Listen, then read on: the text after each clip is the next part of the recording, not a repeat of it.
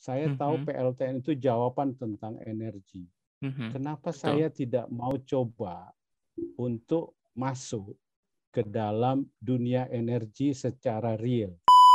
Jadi Torkon itu sebenarnya artinya itu kependekan dari thorium conversion. Jadi reaktor yang ditawarkan Torkon itu hanya mengkonversi thorium.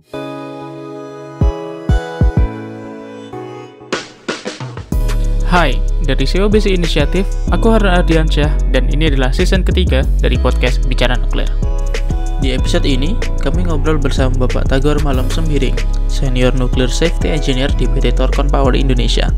Dengan pengalaman beliau selama 28 tahun menganalisis berbagai jenis reaktor nuklir, beliau bergabung dengan Torkon di awal tahun 2021 sebagai Senior Nuclear Safety Engineer dan bertanggung jawab terhadap nuclear safety dari TMS R500.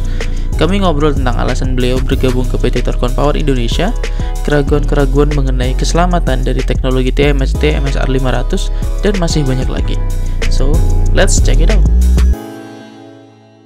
Oke, baik. Terima kasih sekali Pak Tagor Sembiring sudah berkenan hadir nih di podcast Bicara Nuklir, Pak. Untuk kita ngobrol saya udah niatkan dari awal kayak oke, kita sekarang ngobrol yang teknis, ngobrol hal-hal yang engineering, kita ngobrol dari engineer ke engineer, jadi kita tahu sistemnya.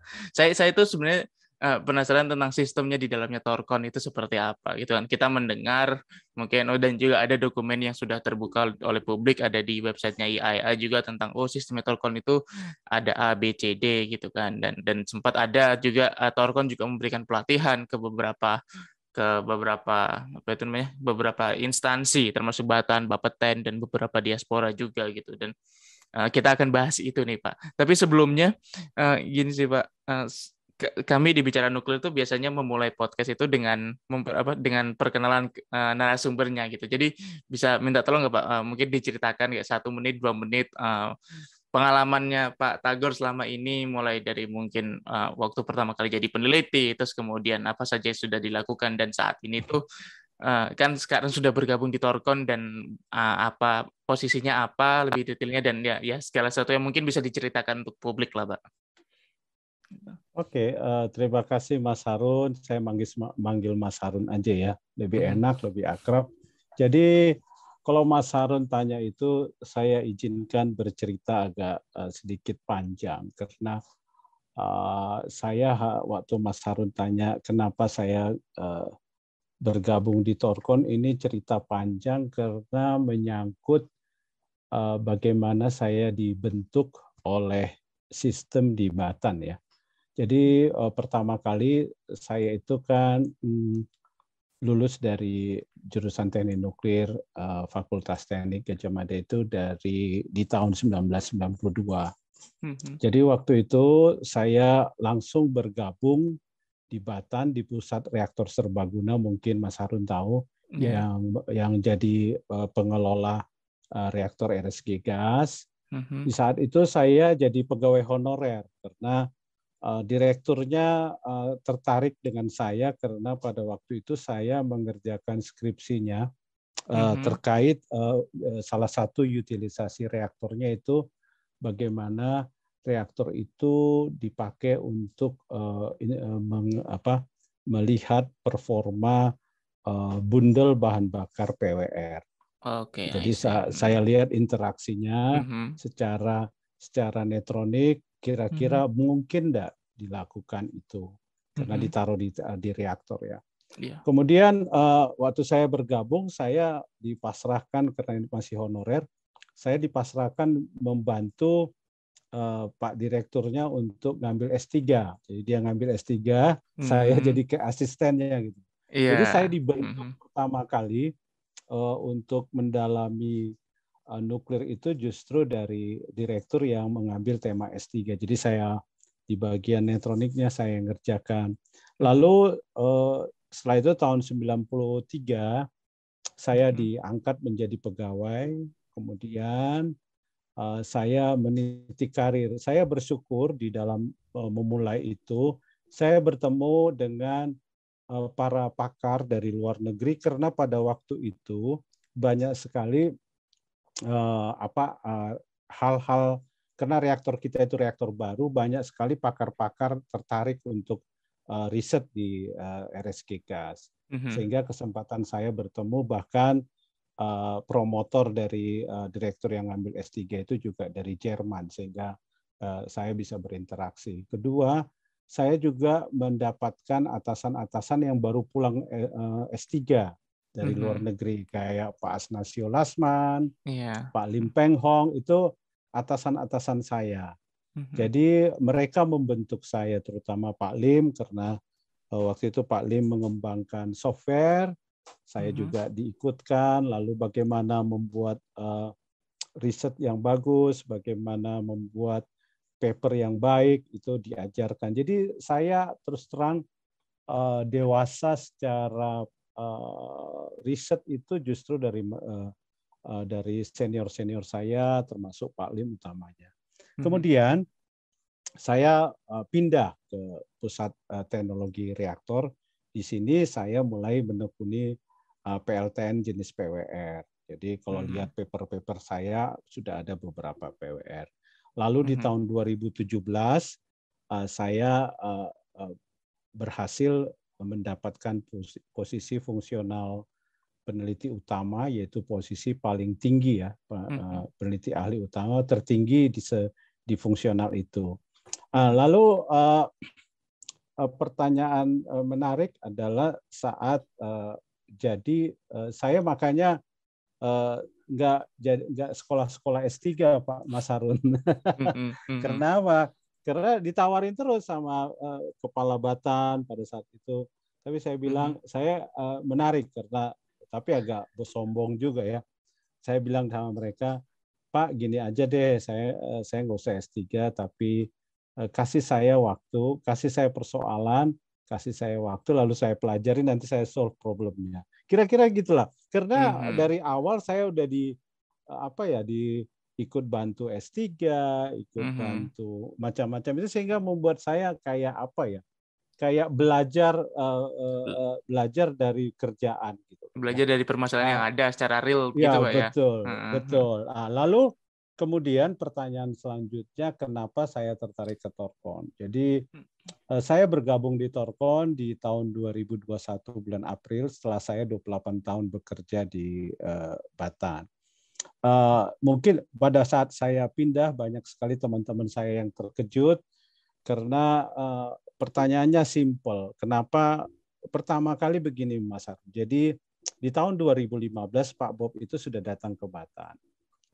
Mereka datang menawarkan, mereka sebenarnya menawarkan kerjasama untuk melakukan yang namanya kajian. Karena pada saat itu teknologi baru itu kan harus dikaji di Batan, karena Batan yang menjadi instansi pemerintah yang berwenang. Kemudian saya terus terang, ini Mas Harun ya, supaya jangan ada jangan melupakan sejarah lah gitu ya. Jadi saya itu ditugaskan memang untuk meneliti dengan baik, kira-kira ini boleh apa tidak, bagus apa tidak. Sistemnya Thorcon itu Pak ya? Sistem Thorcon, kira-kira ini layak nggak jadi PLTN di Indonesia? Mula-mula Pak Mas Harun, ini terus terang aja. Mula-mula saya nggak merasa itu masih terlalu prematur. Karena saya melihat belum sampai ke basic design, terus belum nampak. Memang idenya bagus, tetapi bagi saya masih terlalu prematur untuk dikatakan dia sebagai PLTN untuk Indonesia pertama. Itu tahun itu. Ya, lalu sampai saya ada beberapa catatan email saya itu ada ke atasan saya langsung, dan itu agak sedikit pedas mungkin kalau ada yang dengar gitu ya.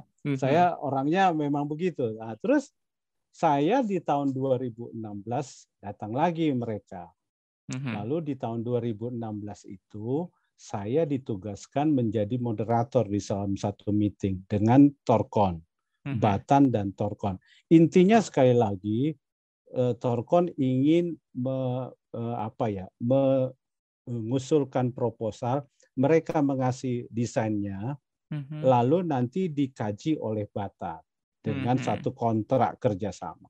Saya lihat itu bagus karena bagi saya setelah saya buka diri saya, oh iya ya, satu teknologi itu tidak mungkin kita analisis kalau mereka tidak terbuka desainnya, tidak terbuka informasinya. Lalu itu dibuat semacam kayak kalau kita ada kerjasama tentu ada tanda tangan NDA, tanda tangan macam-macam. Nah, sudah diputuskan dalam minutes of meeting, sudah disampaikan. Saya sampaikanlah ini ke atasan saya.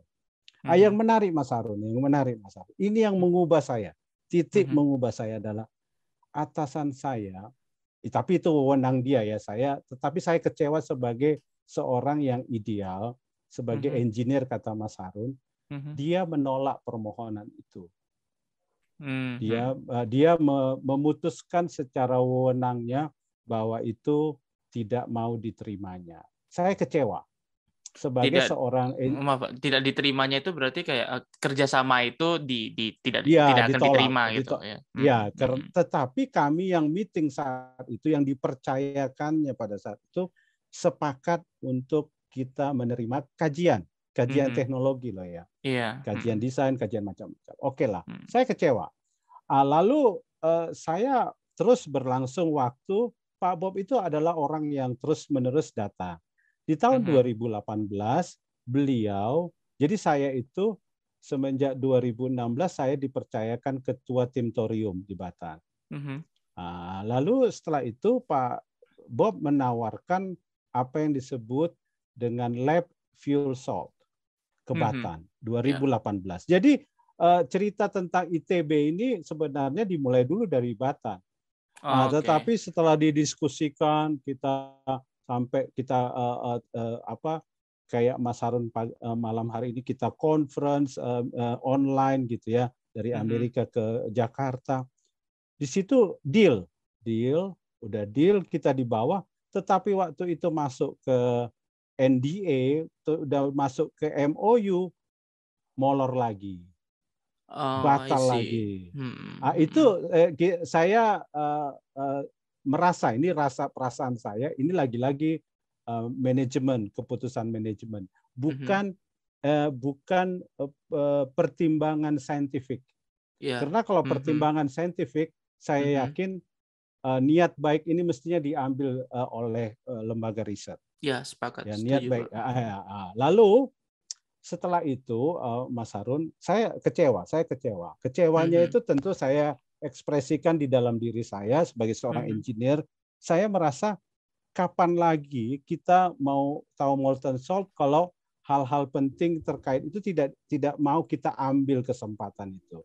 Lalu tahun 2019 saya diajak oleh Kemhan untuk melakukan riset.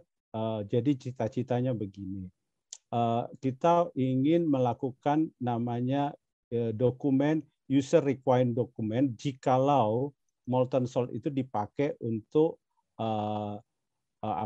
tenaga propulsi. Untuk kebutuhan militer, Pak ya? Bukan, ini kepentingan untuk kemanusiaan. Jadi kapal selam gitu ya? Bukan, jadi kapal yang dipakai nanti kalau ada gempa seperti kejadian di Aceh.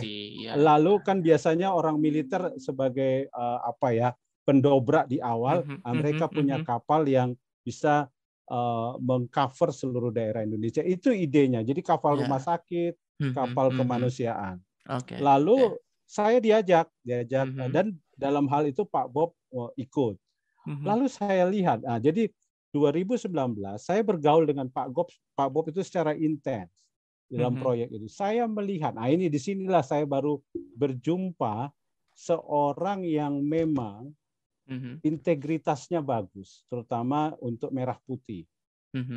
Saya terus terang, saya sebagai seorang engineer nuklir itu salah satu patokan saya sebagai anak bangsa. Artinya ada enggak pemimpin atau teman atau sahabat yang komitnya merah putih. Ini yang saya sangat-sangat suka. Lalu berjalan waktu saya melihat, terus saya melihat ada dua, Pak. Jadi kenapa saya tertarik di Thorcon secara eksternal itu karena Pemimpinnya Pak Bob, saya lihat dia integritasnya bagus. Jadi saya merasa kalau satu perusahaan dipimpin oleh orang yang berintegritas bagus, saya kira perusahaan itu akan maju. Yang kedua, saya lihat Torkon itu punya goodwill.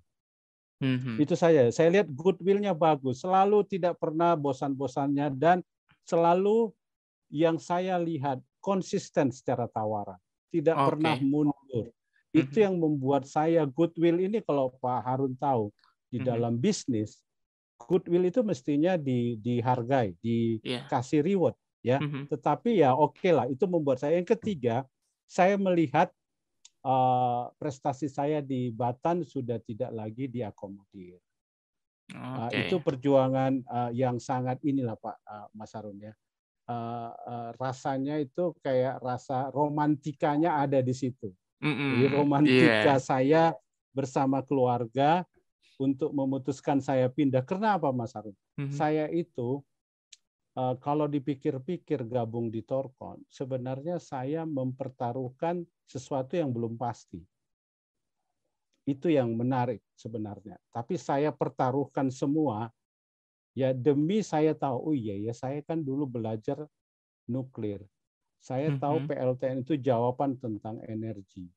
Kenapa saya tidak mau coba untuk masuk ke dalam dunia energi secara real? Karena kalau saya di Batan, Mas Harun, saya tidak akan pernah jadi di depan. Saya tetap menjadi orang yang selalu di belakang dan tidak punya suara di energi.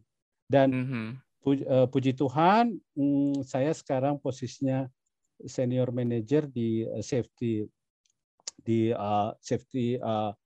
engineering safety. Jadi saya merasa ini suatu posisi yang menurut saya bisa berperan, meskipun ya kita tidak tahu pasti Torkon akan jadi PLTN pertama atau tidak. Itu perjuangan kita, pasti inginnya PLTN pertama Indonesia Torkon. Tetapi apapun itu nanti cerita akhirnya, minimum saya sudah bertanggung jawab. Waktu Tuhan kasih saya kemampuan dan kesempatan, saya sudah meletakkannya pada tempat dan kesempatan yang maksimum. Gitulah Mas Harun. Dan berusaha sebisa mungkin mengambil kesempatan yang ada, begitu Pak ya. Ketika Torkon menawarkan kesempatan itu juga. Jadi kalau ini Mas Harun, ya banyak orang yang seru itu Mas Harun, bukan itu saja. Yang seru itu banyak yang nanya saya, Pak Tagor itu tahu ya Batan itu bubar lalu gabung sama BRIN. Mereka menyangka saya itu tahu Batan bubar gitu. Konspirasinya. Dia pikir saya itu tahu karena dukun kali ya. Tahu.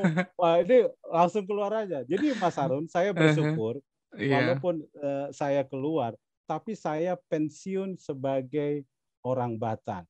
Bos-bos saya yang sekarang masih aktif, mereka pensiun bukan pensiun Batan, tapi pensiun BRIN. Jadi saya bersyukur.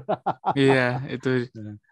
Di situ yang menarik. Itu Mas Harun, kalau lihat background kenapa. Terus terang, mimpi saya sama, yaitu visi kita di Torkon adalah menjadikan kita sebagai terdepan, perusahaan energi terdepan yang menyediakan energi bersih, ya, dan untuk melangsungkan sustainability,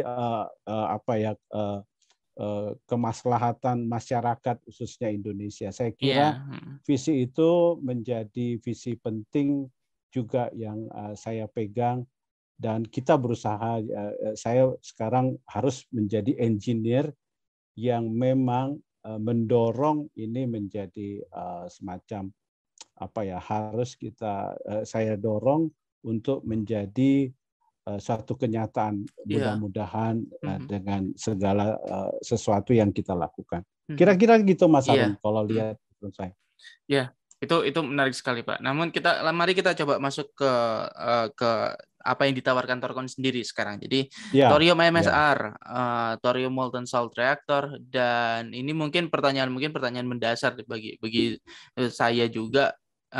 Itu thorium MSR yang diimpikan oleh Thorcon itu sistemnya seperti apa sih Pak? Mungkin kita ketahui selama ini kan ada MSR kan banyak jenisnya juga, dan juga kan ada desain dari 1960-an di Oak Ridge itu kan pakai MSRI, dan itu juga menggunakan sistem yang mirip-mirip dan juga menggunakan thorium. Jadi apakah ini scale up dari MSRI atau apa yang berbeda gitu Pak dari MSRI gitu yang dulu diterapkan di Oak Ridge National Lab di tahun 60-an? Ya, makasih Mas Harun. Saya kira pertanyaan Mas Harun saya ambil pilah-pilah satu-satu dulu ya. Jadi yang pertama tentang terminologi nama ya, terminologi kita memakai nama TMSR 500. Thorcon Molten Salt Reactor 500 ya. Jadi Thorcon itu sebenarnya artinya itu kependekan dari thorium conversion.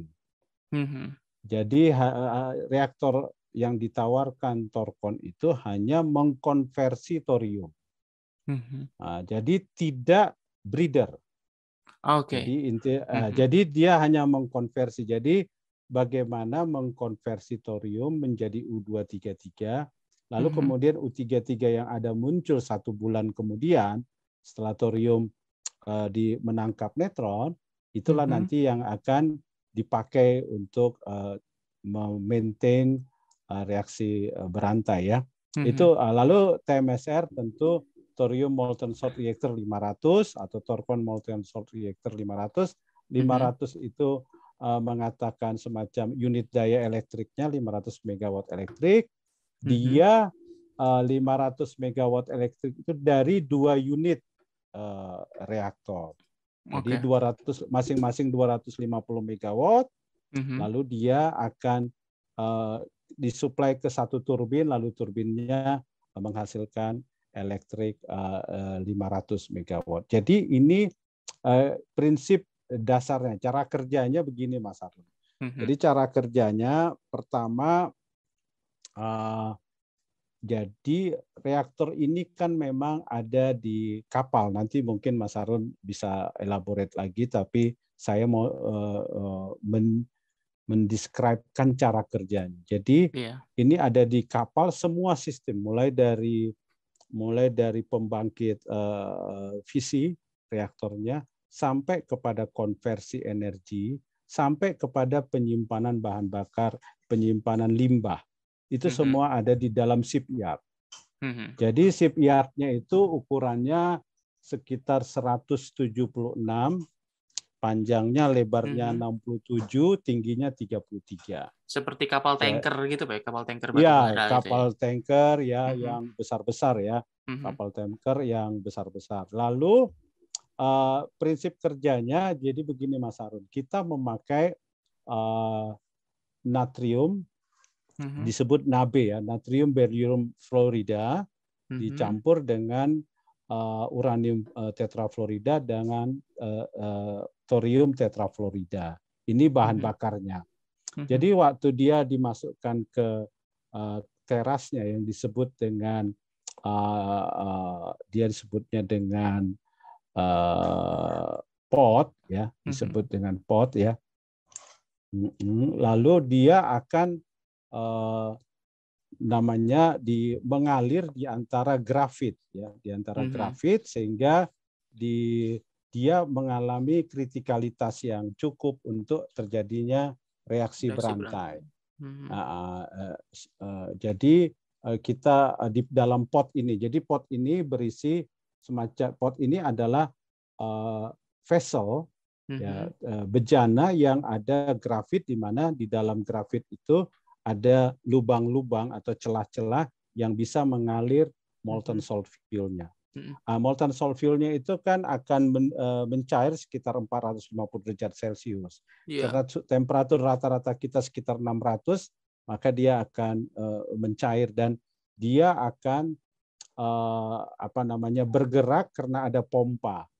Lalu dia bergerak karena ada pompa, lalu dipompa masuk ke heat exchanger. Heat exchanger kembali lagi ke dalam pot itu tadi ya, ke potnya tadi.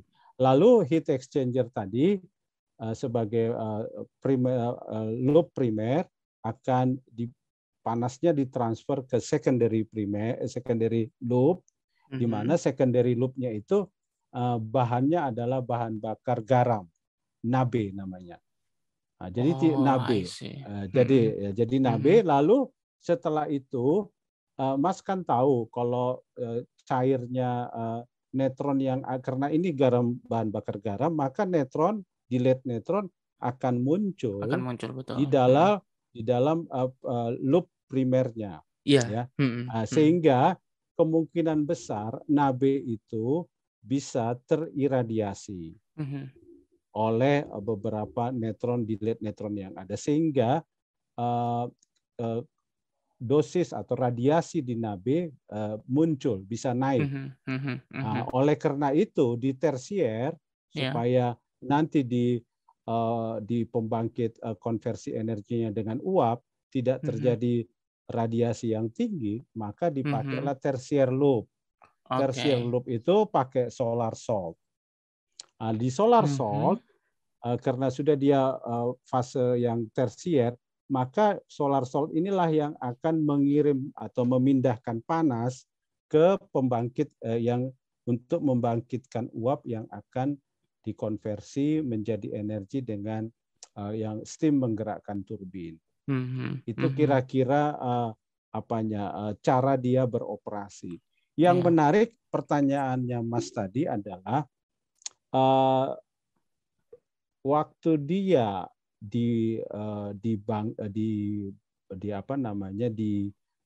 mulai di startup, dia supaya tetap terjadi reaksi berantai, maka yang diinjeksikan ke dalam pot itu adalah bahan bakar garam uranium, bukan thorium, Jadi thorium yang di awal itu akan berubah menjadi uranium 233, ya kan begitu ya, sampai dia nanti 4 tahun.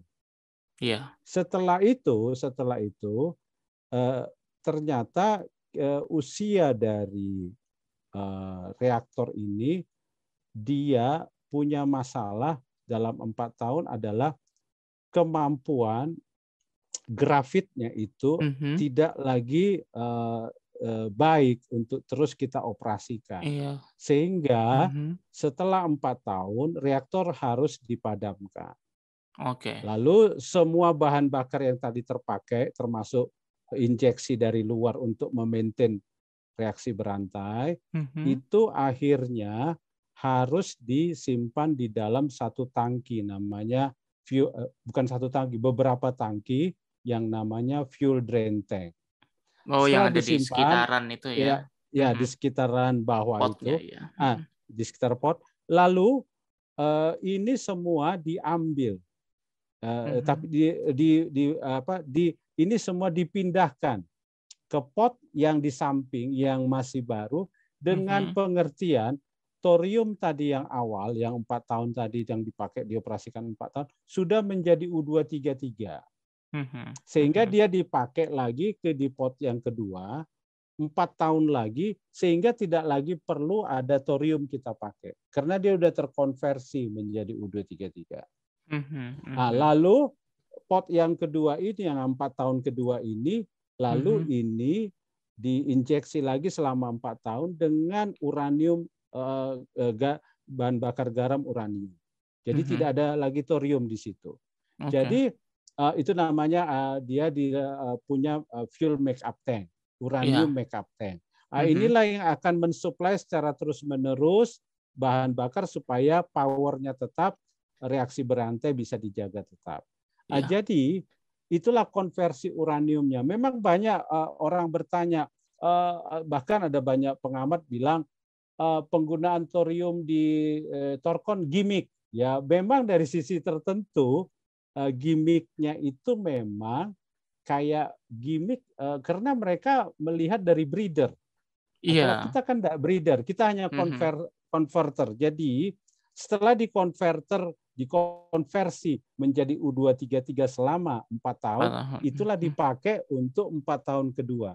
Nah, jadi pengendali memaintain reaksi berantainya itu pakai uranium mercaptan, tetapi ada juga thorium mercaptan, tetapi fungsinya adalah untuk menurunkan daya secara normal. Jadi kalau Mas Harun kan tahu kalau thorium itu menjadi U233 kan butuh 1 bulan, 27 hari ya kira-kira.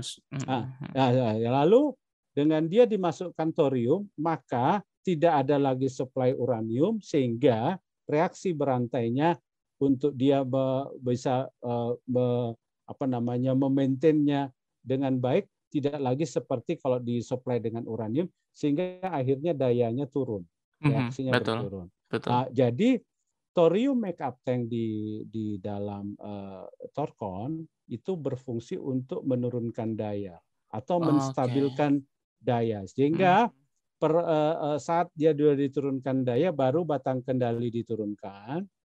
Batang kendali diturunkan di shutdown. Jadi batang kendali tidak berfungsi untuk menaikkan daya, tapi hanya memadamkan daya reaktor. Lalu setelah semua padam, barulah ini normal ya, kita bicara normal, barulah seluruh fuel salt, baik yang semua fuel salt yang ada di primary loop harus bisa terdrain ke fuel drain tank. Jadi yang menarik di dalam teknologi molten salt reactor adalah bagaimana kita menjamin seluruh fuel salt yang ada di primary loop itu semuanya tertiris ke fuel drain tank. Ketika ingin dimatikan itu ya. Ketika ingin dimatikan, karena valve membuka, freeze valve-nya membuka. Ya, nanti freeze valve itu adalah satu valve yang dijaga membeku saat operasi normal, tetapi saat dia nanti sudah di shutdown, dia akan membuka untuk dia turun secara otomatis. Secara otomatis. Nah, ini menarik karena apa? Karena bayangkan, bayangkan di bagian pompa harus semua harus turun, di heat exchanger semua itu harus turun. Nah, ini bagaimana? Ini kan engineering semua. Ini engineering semua kan. Itu gimana? Ini menarik. Nah, lalu yang Mas tadi nanya, bagaimana hubungannya dengan MSRI yang ada di Oak Ridge dulu tahun 60-an ya. Jadi begini Mas, seluruh teknologi Thorcon berdasarkan implementasinya didasarkan kepada teknologi yang sudah proven di MSRI. Nanti kalau kita pergi ke dokumen-dokumen MSRI, contoh ya Mas ya, bagaimana dia di-drain dengan freeze valve. Itu sudah terbukti di MSRI.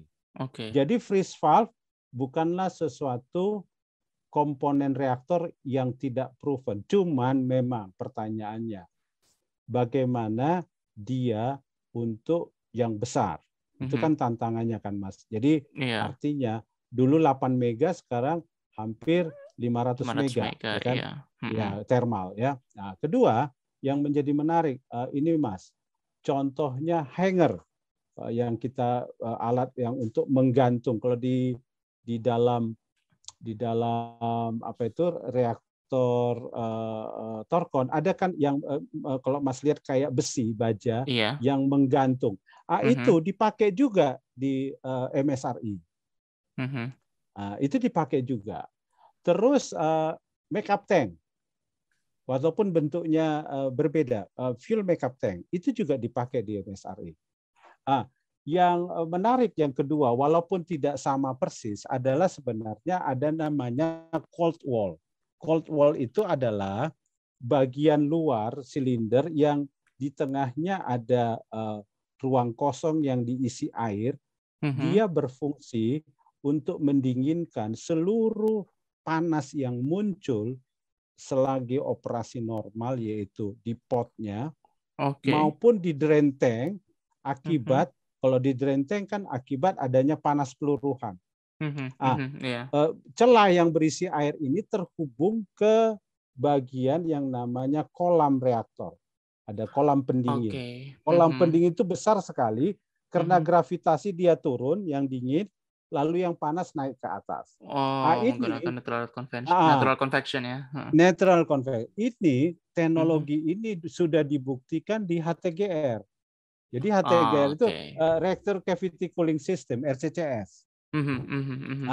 Ada yang dengan udara, ada yang dengan air. Tapi RCCS itu sendiri model, karena kalau kita tahu Mas Harun kan ngerti kan bagaimana karena dia grafit, dia memindahkan panasnya sampai nanti di luar. Setelah di luar nanti di HTGR itu dengan reactor cavity cooling system, akhirnya bejana reaktor di HTGR itu tetap aman. Ya, betul. Kan begitu ya. Betul. Ada gasnya, tapi betul. ada juga reactor cavity cooling system. Itu semua juga natural convection. Ini semua proven di situ. Jadi sebenarnya pengertian proven jadi menarik, Mas Harun. Jadi gini, kalau pergi dengan, saya lupa dokumen Idaho atau dokumen ORNL. Ada dokumen itu menyatakan tentang TRL molten salt reactor. TRL jadi thorium bukan teknologi readiness level. Oke. TRL itu ternyata di banyak tempat, tempat kajian dia memang menyatakan yang paling berat sebenarnya TRL itu bukan, mungkin ada yang menarik adalah di fuelnya, di fuel saltnya.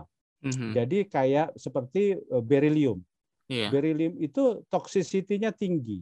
Betul. Di situ disebut toxicity-nya tinggi. Jadi semua, kalau kita hanya melihat pakai buku Idaho itu, orang melihat, waduh, TRL-nya rendah. Padahal orang mau menjadikan komersil harus TRL 9. Tapi pertanyaannya bukan begitu, Mas Harun. TRL itu seringkali orang-orang engineering lupa. TRL itu hanya perkara ada nggak investor, ada nggak peneliti mau melakukan penelitian itu supaya TRL-nya naik. Betul. Jadi diskusi engineering itu sebenarnya jangan terlalu terpatok kepada memang bagus kita tahu TRL, tetapi TRL itu jadi tantangan untuk kita tahu, oh ini yang harus dikerjakan. Jadi bagi engineer mengetahui TRL itu readiness levelnya benar, tetapi bukan menjadi halangan untuk mengatakan suatu benda itu nggak layak. Ini sering lupa banyak orang. Jadi menurut saya, waktu kita bicara molten salt reactor secara umum, kita harus lihat apakah ada investor mau serius menaikkan TRL. Contoh Mas Harun, ini ya. Ini kita nggak apa-apa ya ngomong langsung gini ya. Nggak apa-apa, Pak. Selama mungkin nggak apa-apa. Saya udah bilang ini engineer to engineer pasti akan lama. Jadi saya sudah expect pasti akan lama karena juga keasikan juga saya. Jadi gini Mas, contoh lab ITB. Lab ITB kenapa kita kerjakan? Pertama, sampai detik ini belum ada. Saya nggak tahu Cina ya sampai seberapa besar kapasitasnya karena tahun depan dia kan membuat kritis MSR pertamanya, tapi 2 megawatt. Thermal. Itu jumlah bahan bakarnya itu tidak sebanyak Torcon. Saya mencatat Mas ya, contoh ya Mas ya. Ini jumlah bahan bakar yang diperlukan oleh Torcon itu sebentar. Itu 280 ton fuel salt dalam uranium thorium untuk 8 tahun, Mas. Gila 8 tahun operasi yang 2 kali pindah tapi itu 1 giga. Ya? 1 giga. Oke. Artinya kalau 500 megawatt itu 140 ton. Pertanyaannya, Mas, siapa yang nyiapin 140 ton ini? Itu dia teknologi MSR pun juga baru dan saya rasa nggak ada yang berani sampai sekarang. Belum ada yang berani. Coba Mas, ini NABE-nya sebagai secondary salt. Ini saya duga ya, dugaan saya. Ini sekitar 94 ton, Mas. Untuk secondary loop. Secondary loop. Garamnya harus disiapkan. Ya, 94 ton, Mas. Lalu solar salt-nya 180 ton, Mas. Wow. Itu unit operasi yang gede sekali itu. Ya, jadi artinya, Mas. Pertanyaan ini adalah pertanyaan yang kalau kita lihat engineering justru tantangan. Justru tantangan, ya kan.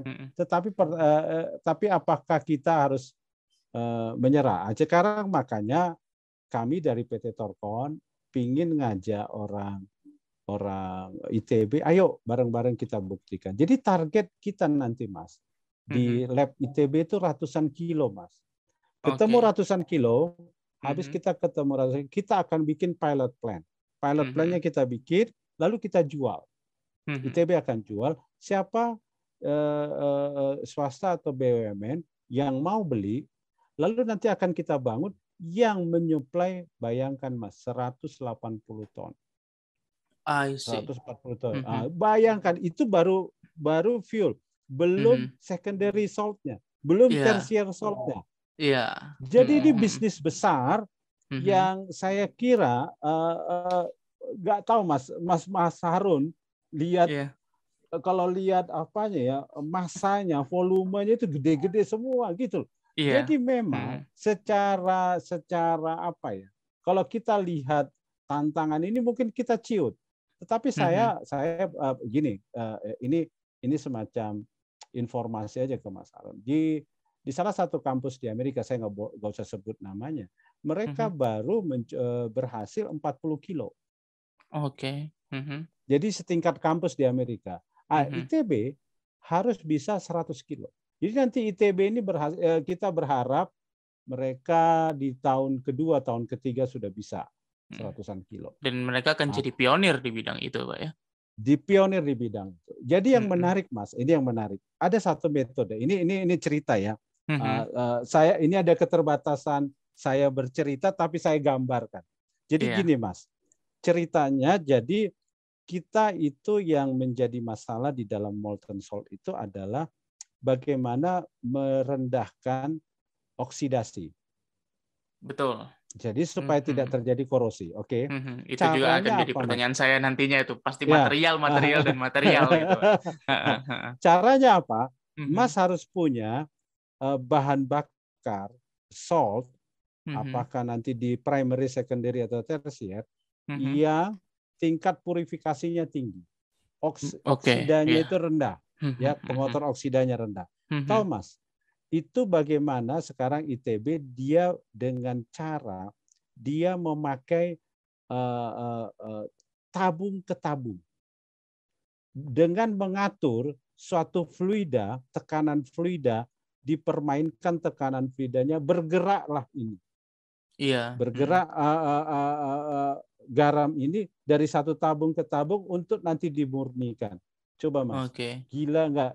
Jadi ini invention yang luar biasa. Dan kita sudah buktikan secara dengan fluida lain, bukan fluida garam. Bekerja Mas, bekerja. Jadi ini bukan suatu hayalan ya, bukan satu hayalan, tetapi ini akan kita implementasikan. Jadi saya melihat memang hanya orang engineer yang memang berkemauan keras yang mau melakukan pekerjaan ini. Karena tantangannya besar, Mas. Itu dia. Itu yang saya bisa komentar terhadap pertanyaan Mas Harun. Kalau ada pertanyaan lain, silakan Mas. Tapi saya melihat menunjukkan ke Mas Harun bahwa memang Torkon akan melakukan ini memang step by step.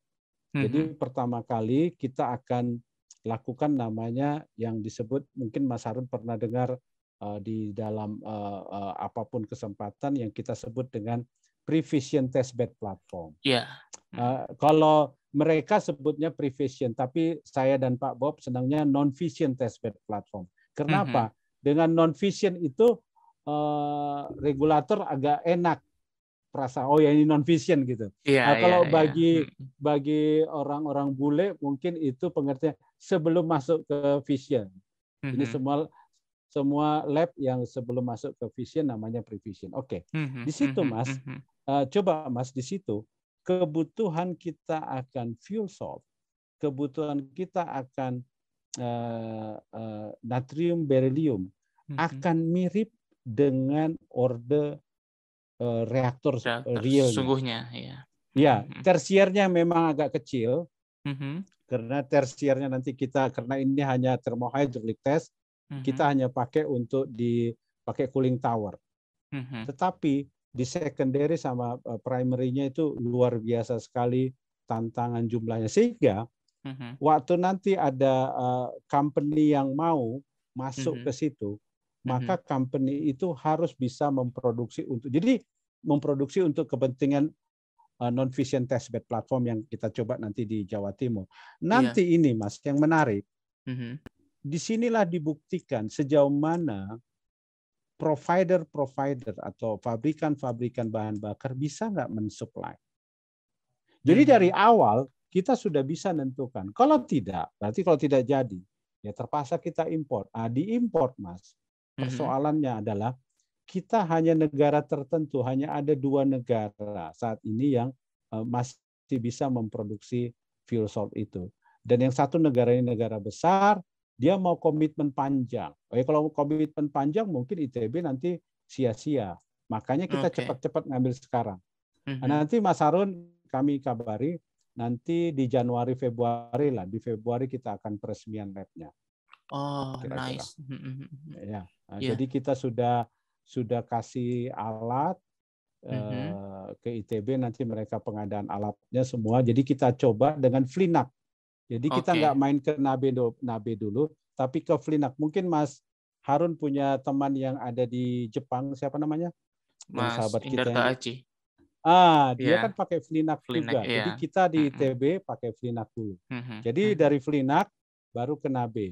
Habis NABE baru fase ketiga pakai uranium thorium. Jadi ada 3 fase. Setelah itu ratusan kilo dapat, baru bikin pilot plan design. Pilot plan design, lalu kita tawarkan, ITB akan tawarkan. Bahkan katanya kalau ITB melihat itu peluang bisnis, mungkin ITB juga akan ambil. Karena jadi bentuk usaha, bentuk usaha dari internal ITB begitu ya. Iya. Kita lihat aja lah. Ini kan masih jadi proses yang berjalan lah ya, masih proses berjalan. Mas Harun boleh nanti gini Mas Harun. Dari sisi bahan bakar, saya mau bilang secara engineer Mas Harun. 2022 adalah tahun krusial penguasaan itu. Jadi nanti akan kita tahu di 2022 ini bakal jadi apa enggak. Jadi nanti kita bisa diskusi. Dan nanti Mas Harun nanti kita bikin ini Mas Harun. Di 2022 kita rencananya mau coba bikin apalah pertemuan supaya orang internasional tahu lah. Kalau ini sukses. Jadi mudah-mudahan sukses lah. Iya, semoga lancar. Persoalannya luar biasa. Ya, saya secara pribadi juga mendukung penuh apa yang dilakukan oleh Thorcon selama ini. Cuman ya sekali lagi sebagai engineer mungkin ini klise lah ya. Cuman ya saya sebagai engineer saya tahu sistemnya seperti apa bekerjanya, dan ini juga makanya salah satu alasan saya untuk mengundang Pak Tagor adalah saya secara engineering masih ada hal yang belum saya yakini begitu. Apalagi utamanya yang tadi tentang bahwa Bapak tadi menyinggung tentang neutron ekonomi lah bisa dibilang ya, bahwa mungkin yang pertama itu mungkin menggunakan uranium thorium, terus habis itu thoriumnya berubah jadi U233, terus kemudian nanti di pot yang kedua ketika setelah 4 tahun nanti mekanisme penambahan thorium dan uranium itu akan menjadi kayak sistem untuk menaik turunkan daya begitu. Jadi load following-nya kan ada di situ. Nah, itu kan saya baru menyadari juga itu, dan itu juga cukup mencerahkan begitu. Nah, cuman hal lain yang ingin saya tanyakan itu Pak tentang penggunaan shipyard sebenarnya. Soalnya tadi Bapak sempat singgung bahwa seluruh sistem nuclear island-nya dan secondary sistemnya untuk turbine hull-nya itu kan ada dalam satu shipyard gitu. Sedangkan kan yang saya ketahui kalau misalnya kita mengacu pada sistem yang ada yang di MSRI itu kan semuanya di darat, di ORNL, di fasilitas di ORNL sendiri gitu. Lalu apa nih kalau boleh tahu pertimbangan engineering-nya gitu? Kenapa harus di shipyard gitu? Kenapa kok nggak di darat seperti pada umumnya begitu, Pak? Ya, boleh. Jadi waktu saya terakhir mengikuti mereka, waktu saya sebelum jadi gabung di Thorcon, memang ada 2 konsep Mas ditawarkan Thorcon. Satu di shipyard, satu di darat. Tetapi tetap di darat itu ditarik dari laut, lalu di daratnya di dekat dengan pelabuhan, lalu di situ ditaruh gitu saja ya. diletakkan begitu. Jadi tetap digali tapi langsung ditanamkan gitu ya. Jadi begini pertimbangannya kalau yang setahu saya ya dari diskusi internal kami. Jadi penggunaan shipyard ini karena begini. Jadi ide Thorcon ini pakai shipyard ini terpicu akibat kecelakaan Fukushima. Jadi waktu itu si pendesain itu merasa ada nggak suatu desain reaktor yang kira-kira bebas dari Fukushima. Lalu yang kedua dia sangat melihat banyak sekali reaktor itu PLTN itu bisa jadi mahal gara-gara waktu konstruksi yang panjang. Tidak ada kepastian waktu konstruksi. Lalu berdasarkan dua inilah muncul ide shipyard. Jadi nanti saya terangkan satu-satu. Jadi shipyard itu muncul dari dua ide. Kita tahu Mas, kalau di shipyard itu semua galangan kapal terutama di Korea itu bikin tanker sebesar itu ya pasti 2 tahun. Karena dengan segala alat modul-modul yang ada, mereka kan kayak pabrik ya. Itu pasti 2 tahun jadi. Jadi tidak ada lagi kekhawatiran kita dari sisi plannya, maksudnya di luar vision ya, di luar vision modul itu kita tidak ragu lagi pasti 2 tahun. Tinggal bagaimana meletakkannya. Karena itu kompleks sekali. Nanti bisa kita lihat itu bahkan itu betul-betul. Jadi ini desainnya Thorcon itu Mas, kalau kita lihat ini yang saya perlu garis bawah, tidak sama dengan KLT-40. Jadi kalau di KLT-40 kalau Mas lihat itu betul-betul reaktor ditaruh di dalam satu kapal begitu saja. Dan embedded gitu ya, nggak bisa dikeluarin gitu ya. Tapi kalau kita satu sistem yang utuh, nggak terpisahkan semua.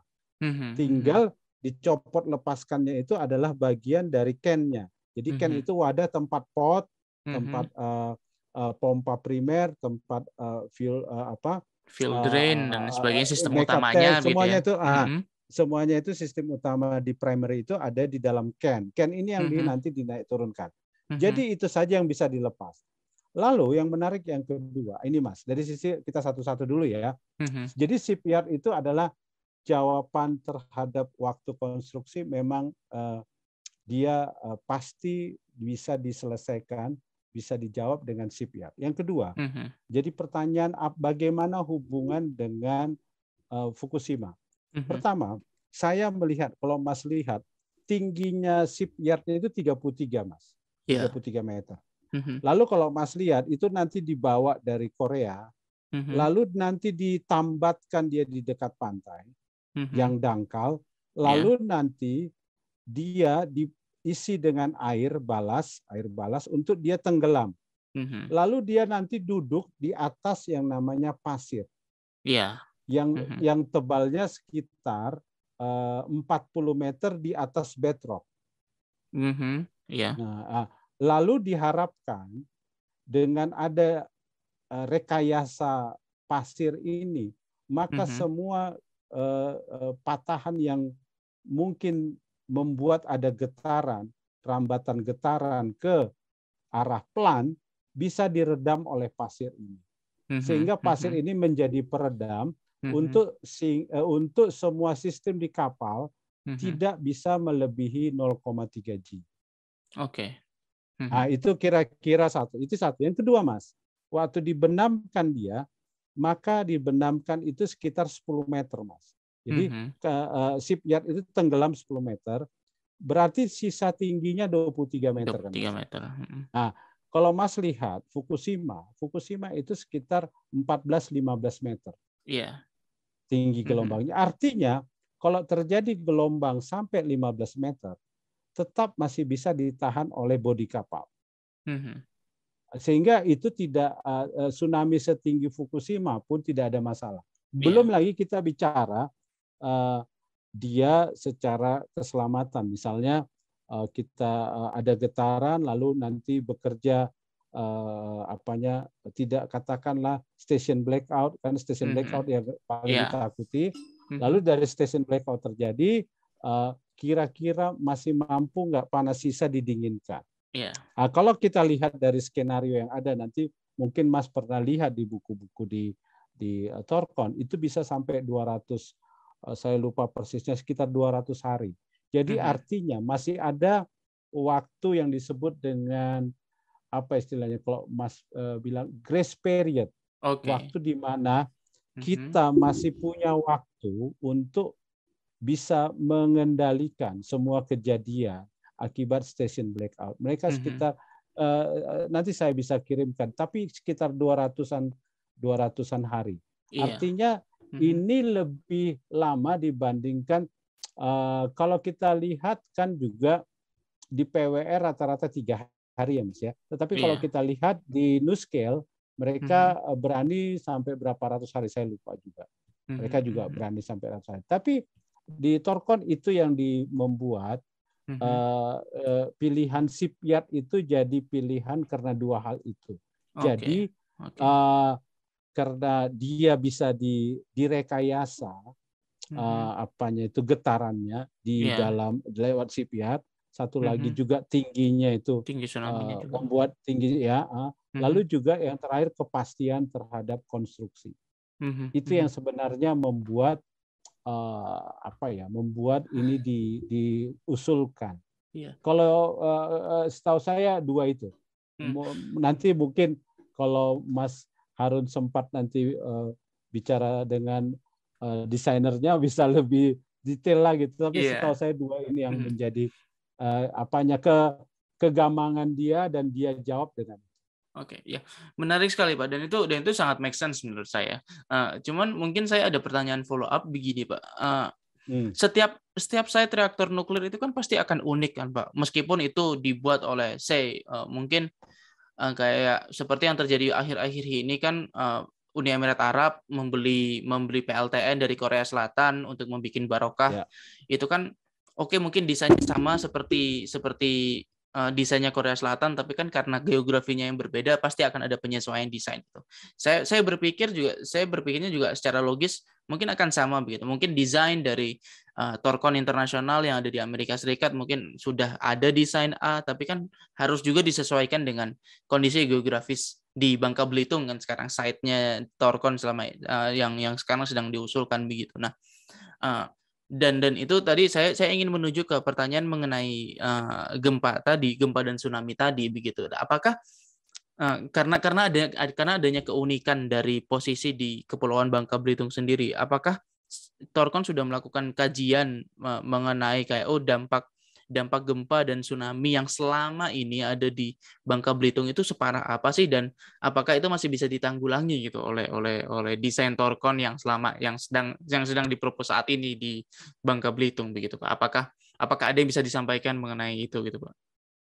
Ya, menarik Mas Harun. Jadi ini pertanyaan orang-orang nggak suka nuklir juga begitu ya. Kita di daerah Ring of Fire dan anehnya banyak orang-orang nuklir juga menggambarkan Ring of Fire itu ya. Jadi ini menarik pertanyaan. Jadi gini, kalau saya sih lebih cenderung kita nggak mungkin akan milih, pasti yang seperti Mas Harun bilang, kita nggak akan mungkin pilih daerah yang dekat gunung api, itu jelas. Betul, ya kan? Betul. Kita akan pilih yang jauh dari patahan. Ya kan? Nah, ini kan juga harus kita antisipasi. Jadi kemarin ada pertimbangan site bagi kita. Sebenarnya ada banyak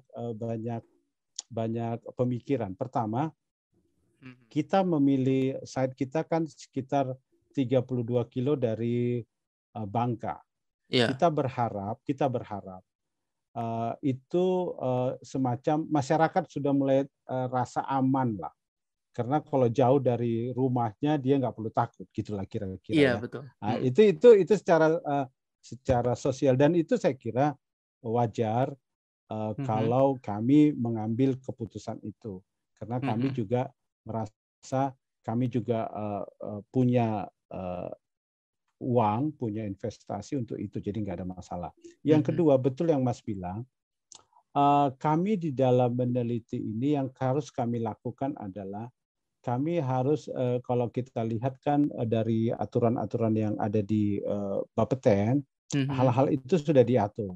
Misalnya saya lupa 10.000 tahun apa 1.000 tahun terakhir harus dilihat yang terbesarnya ya. Itu kita catat nanti dan kita lihat. Dan sekarang itu kita sedang melakukan yang namanya site investigation yang mau menunjukkan apakah secara awal, ini Mas, dari data site investigation kita itu, kita kan swasta Mas. Iya. Jadi kalau waktu kita mau meminjam pulau, maka logikanya kita harus melakukan suatu semacam site evaluasi awal yang menunjukkan kira-kira ini bisa nggak dipakai. Nah, itu yang sedang kami buat sekarang. Ini sedang berjalan. Jadi ada drilling, ada bakimetri, ada semacam kita mengetahui gelombang, kita mengetahui temperatur sebagai fungsi kedalaman. Itu semua kita lihat dulu semua. Lalu nanti kita lihat dari data-data sekunder mana patah-patahan terdekat. Lalu kemudian mungkin ini setelah fase ini, setelah nanti pulau, karena gini Mas, kalau kita pinjam pulau terlalu banyak kita keluar duit kan nggak ekonomis kan ya. rugi Mas. Iya, itu dia. Jadi kita harus ambil data-data sekunder. Data-data sekunder nanti kita kumpulkan, kira-kira jauh dari patahan apa. Lalu nanti dari sini kita bisa menarik semacam kesimpulan awal, ini adalah pulau yang layak untuk terus dievaluasi menjadi tempat kita meletakkan pulau. Jadi sekarang secara aturan ini belum ada yang kayak seperti ini. Tapi kita usulkan karena apa? Tidak mungkin swasta mau mengeluarkan banyak. Pertama kalau itu belum dipinjamkan atau dibeli kan lahannya. Yang kedua, kita kan harus ada site investigation awal yang menunjukkan kira-kira ini layak atau tidak. Waktu layak kan belum dapat izin nih Mas. Jadi ini hanya apa Mas istilahnya? Istilahnya apa istilah? Izin untuk melakukan evaluasi. Itulah. Setelah itu baru nanti setelah kita evaluasi dalam, baru kita dapat izin. Jadi nanti di evaluasi itu Mas sampai pemodelan tsunami juga harus dilakukan. Oke, I see. Jadi sebenarnya Bapeten kita secara regulasi terhadap site, Bapeten itu sudah mengadopsi aturan-aturan yang luar biasa. Contoh Mas ya, kita mengebor untuk mengetahui karakteristik tanah di dalam tanah, ketemu nggak batuan yang keras atau bedrock, ya kan? Kalau itu nanti karakteristiknya dalam 200 meter berbeda jauh, Mas, itu nanti titiknya harus rapat. Bapeten itu sampai begitu. Contoh ada beberapa kejadian, mereka sampai minta 50 meter, Mas. Padahal standarnya 200 meter. Itulah nanti yang kita harus analisis. Jadi sekarang kami udah ambil kira-kira 5 titik, Mas. Di tempat itu nanti kita tahu karakteristiknya. Ini seragam apa tidak. Kalau dia seragam berarti kita harus menentukan titik di mana kira-kira reaktor itu akan terletak di mana. Persis senternya. Center reaktor itu di mana. Lalu nanti kita lihat karakteristiknya, dapat nggak nanti bedrocknya di mana. Terus profil di dalam itu di bawah itu bagaimana. Tentu yang menarik Mas, yang kedua, ini nanti kita harus ratakan kan Mas. Untuk mendapat permukaan yang datar supaya tempat dudukannya ada yang datar. Jadi pekerjaan setelah dapat izin, kami juga akan mengerjakan suatu pekerjaan yang besar. Ini juga tantangan. Itu ya. Jadi ini memang berbeda dengan KLT. KLT kan asal dia ada pelabuhan tinggal tek gitu kan. Lalu dia langsung dia tarik listriknya grid udah terdekat dapat. Bisa langsung dimasukkan kalau gitu kita ya. enggak. Jadi yang kedua Mas, tantangannya di saat ini adalah kita harus bisa menyediakan kabel bawah laut sepanjang kira-kira minimum 32 kilo sampai ke gardu yang terdekat. Gardu ke Bangka ya. Ini juga tantangan juga kan. Jadi kita harus siapkan. Jadi memang waktu kita memilih pulau itu yang Mas bilang tadi, memang persyaratan kami secara feeling sudah melihat tuh jauh dari gunung api, Bangka sendiri stabil, di situ juga 300 kilo Mas dari Kalbar, jadi juga stabil lah. Yeah. Jadi kalau kami melihat dari patahan hampir dilihat bebas, tetapi tetap kalau Bapeten kan harus meminta ada kajian tsunami, ada kajian kegempaan, itu harus. Tetapi dalam kami melakukan saat ini, tahun ini, kami hanya melakukan yang namanya dari data sekunder. Yeah. Nah, jadi dari situ kemungkinan besar kalau saya lihat secara awal dari data-data yang diberikan oleh konsultan kami, ini kemungkinan besar bisa dipakai, bisa dipakai secara site. Menarik sekali, Pak. Dan itu rasanya seperti hal yang kurang dipikirkan oleh masyarakat bahwa kita itu punya Bapeten, begitu Pak ya. Dan sebenarnya peraturan-peraturan mengenai aturan bebas tsunami, aturan bebas gempa dan sebagainya itu bahkan sebenarnya sudah diatur di Bapeten gitu. Bahkan bagaimana operasi dari awal hingga proses decommissioning, saya sempat lihat uniknya saya juga di sini sekarang kan sedang belajar, ada ngikutin kelas tentang decommissioning, tuh saya penasaran aja apakah sudah ada peraturan tentang decommissioning gitu di Indonesia. Ternyata udah ada, dan itu ternyata udah ada dan itu sudah sangat detail sebenarnya, kayak sedalam apa betul. Sampai bahkan tingkat dekontaminasinya dan lain sebagainya. Dan itu kita juga perlu dorong juga bahwa kita juga punya Bapeten begitu. Nah, ya mungkin ini terakhir Pak, mungkin mengenai ini saya mau circle back ke tadi yang pertanyaan mengenai apa itu namanya material ya. Sekali lagi karena menurut saya sebagai engineer, saya melihatnya bahwa molten salt reactor ini permasalahannya itu bukan lagi tentang neutroniknya, tapi lebih ke kimiawinya begitu. Bagaimana kita mengendalikan molten saltnya itu sendiri gitu. Karena kan itu suatu udah mah bisa jadi sumber korosi, suhunya harus tinggi begitu kan. Itu sangat bisa menjadi sumber masalah gitu. Jadi oke, mungkin di level sekarang mungkin kita bisa menginvestigasi kayak apa. Oh, kita tahu masalah ini, kita bisa selesaikan dengan cara A begitu. Tapi kan in the end ketika kita nantinya akan ketika kita akan operasi, tentunya pasti akan ada hal yang berbeda yang kemudian muncul berbeda dengan apa yang sudah kita rencanakan begitu Pak. Nah, bagaimana kalau misalnya terjadi hal-hal seperti ini, terjadi hal-hal yang kayak, oh ternyata kita baru tahu ketika operasi aja nih, hal ini cuma terjadi ketika operasi doang gitu. Bagaimana kesiapan Thorcon kalau misalnya ada hal yang terjadi seperti itu, Pak? Ya, terima kasih Mas Harun. Ini pertanyaan menarik karena selalu lompatan itu yang menjadi lompatan fase lompatan itu yang menjadi pertanyaan. Misalnya gini, kami memang sewaktu nanti di ITB akan melakukan komponen testing. Salah satu komponen testing yang akan kita lihat adalah korosi.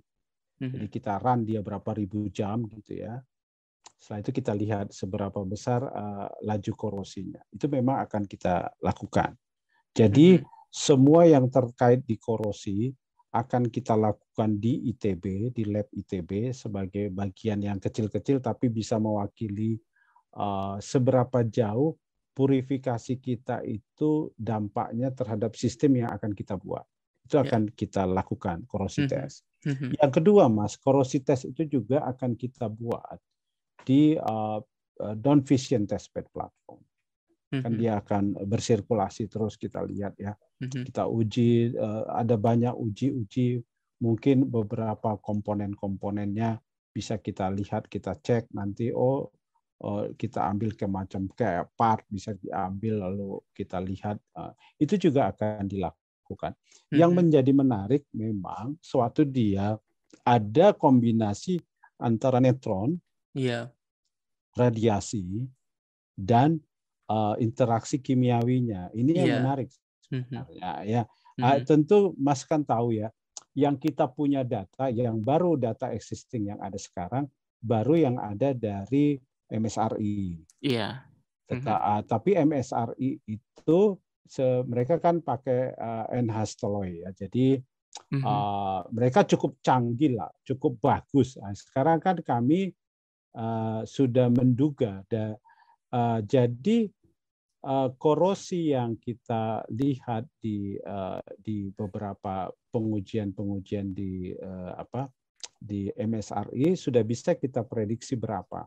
Hanya saja betul yang Mas bilang, apakah produk kita akan produk bahan bakar kita akan sama nggak kualitasnya dengan yang di MSRI? Kalau sama, kemungkinan besar sama. Tapi kalau lebih jelek, masih lebih jelek lagi ya. Oleh karena itu quality dari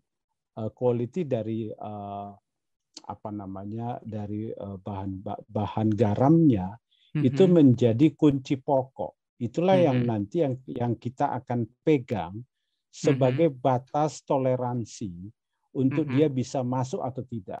Kalau Mas Harun tahu misalnya gini, di reaktor riset yang di Serpong itu sudah ditentukan pengotornya dari neutron itu boron ekivalen. Karena karena absorpsinya takut absorpsi. Karena kan di reaktor riset itu konsentrasinya jangan sampai neutronnya ekonomi neutron jelek. Tetapi ada juga pertimbangan dia bisa memicu misalnya korosi. Nah, ini kan juga harus nggak ada. Jadi nggak boleh ada ini, nggak boleh ada. Itulah yang memang yang harus kita nyatakan di dalam semua standar kita untuk mengeksekusi keselamatannya. Jadi nanti keselamatan itu menjadi penting. Jadi ini Mas Harun, terus terang aja Mas Harun ya. Waktu ini mau kita bangun, waktu ini mau kita laksanakan, itu ada sesuatu yang karena itu tahun 60 tiba-tiba baru muncul di tahun 2030, lompatannya itu berapa puluh tahun ya? 70 tahun. 70 tahun Mas. Itu di mana semua dokumen yang lalu harus kita lihat, lalu kita buktikan apakah kita masih pakai sebagai batasnya. Itu kan menjadi pertanyaan Mas. Oleh karena itu Mas, jadi sekarang sudah ada korosi tes yang memang harus kita lakukan. Itu memang penting. Jadi nanti kita kayak punya waktu dia mau dimasukkan sebagai batch pertama. Kita harus tes. Lalu pertanyaan yang kedua yang menarik Mas, ini menarik lagi. Di makeup tank bagaimana menjaga kemurniannya? Jangan terjadi macam-macam. Betul, kan, karena proses berpindahnya itu misalnya kan kita bagaimana keep dia tetap keep di dalam satu tabung, dia tidak terjadi semacam pengotoran tambahan karena udara kan. Bagaimana? Makanya kan kita jebak dengan gas helium supaya dia tidak terperangkap udara-udara. Jadi memang banyak cara, metode yang harus kita pakai Mas untuk menjaga semua ini bisa terjaga dengan baik. Kalau tidak memang gitu. Jadi memang apa yang Mas tanyakan itu jadi kekhawatiran kami juga. Itu jadi concern kami juga. Jadi itu jadi, tetapi kita harus kita senangnya gini loh Mas. Kita senangnya di Thorcon, orang sudah aware dari awal. Kamu harus ini loh, kamu harus ini loh. Ya kita juga aware gitu loh, gak usah takut gitu. Jaminannya apa Mas? Ayo kita tunjukkan, memang harus kan. Itu memang di mana kami pergi kemanapun sampai detik ini. Pertanyaan Mas Harun itu korosinya gimana? Tentu kan ada laju yang harus kita lihat, tebalnya jadi harus berapa. Itu semua harus kita siapkan.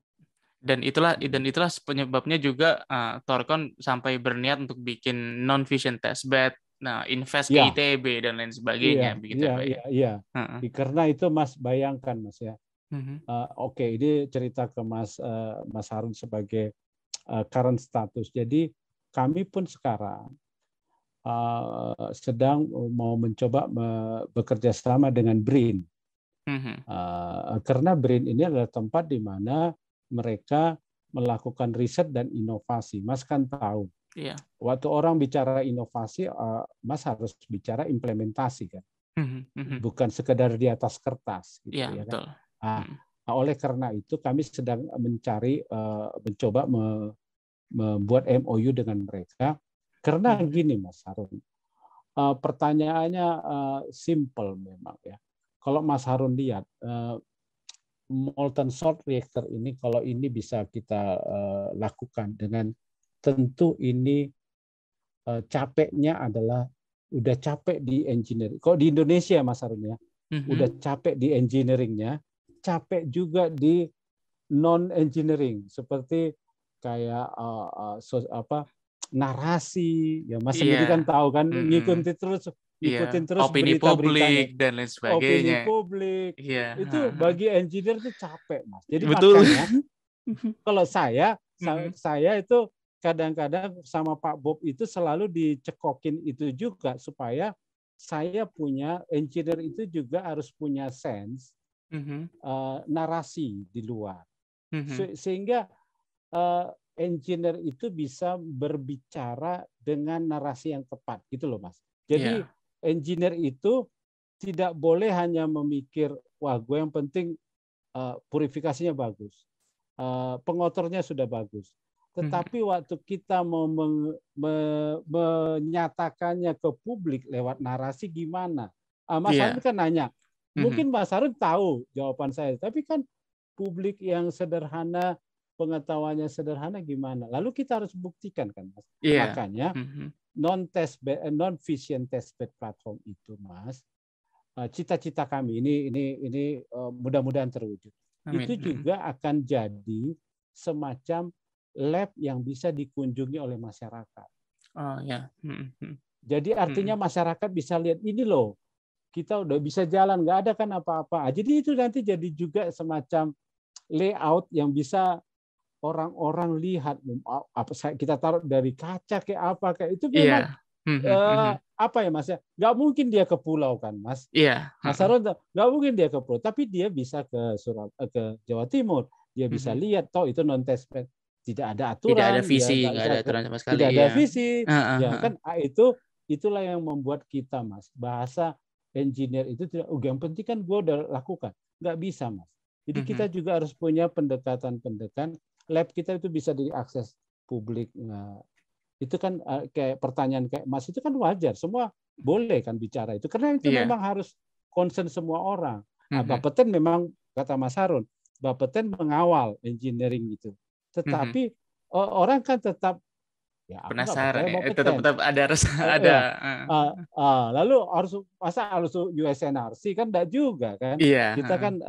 Kita kan hukumnya tetap Bapeten. Jadi Mas terus terang itu tetap menjadi bagian di semua lini Mas, di semua lini. Ini cerita ya Mas Harun ya.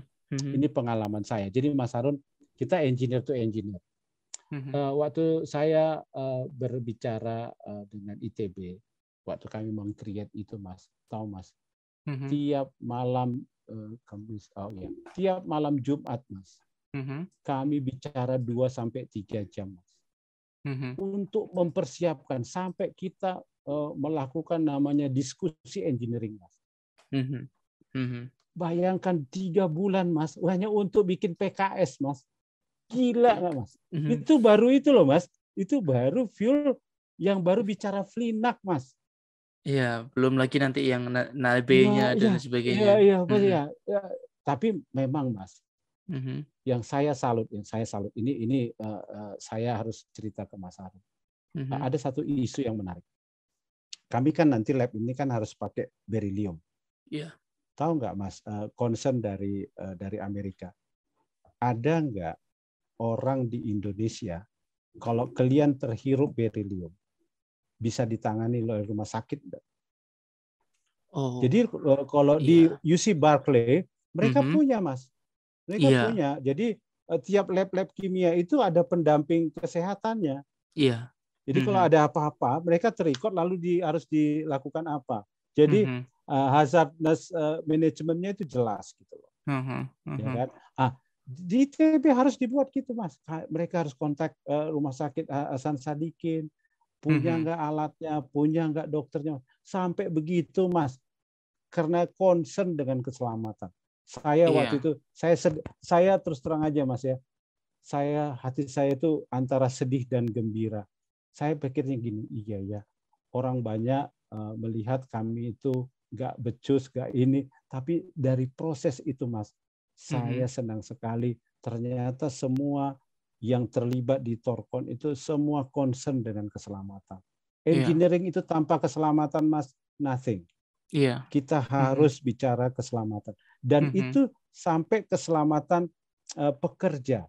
Jadi bukan keselamatan radiasi aja, Mas. Jadi kompleksitas yang Mas bilang, ini kimia, itu membuat sistem ini adalah sistem bukan sekedar radiasi, tapi juga kimianya banyak persoalan.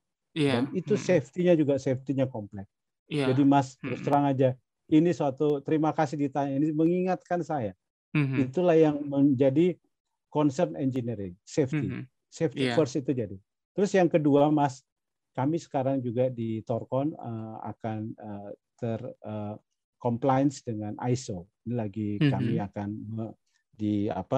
dipersiapkan untuk itu. Itu juga kami ingin membuktikan kami secara prosedur, manajemen, SOP kami sudah compliance dengan ISO. Jadi ini juga sedang kami buat. Ya itulah masuk usaha-usaha kecil-kecil tapi jelas secara engineering gitu kan. Iya. Ya, dan konkret ya, arahnya mau kemana begitu. Betul Mas. Ya, gitu. Kira-kira itu Mas yang terakhir pertanyaan Mas itu yang bisa saya jawab kira-kira. Ya, baik. Terima kasih sekali Pak. Ini kita udah hampir 1,5 jam ngobrol tentang ini dan saya expect sebenarnya kita bisa sepanjang ini dan bahkan lebih gitu karena sebenarnya ada beberapa pertanyaan lain yang perlu saya sampaikan, yang ingin saya sampaikan, tapi ini waktunya juga membatasi podcast. Kalau kelamaan nggak ada yang dengerin juga Pak. Ya, jadi saya harus atur waktunya begitu. Jadi terima kasih sekali lagi Pak Tagor karena Mas Harun, sukses terus ya. Tetap sehat. Yep. Dan untuk teman-teman yang mendengarkan, selamat pagi lagi. Sampai jumpa di episode selanjutnya. Bye-bye.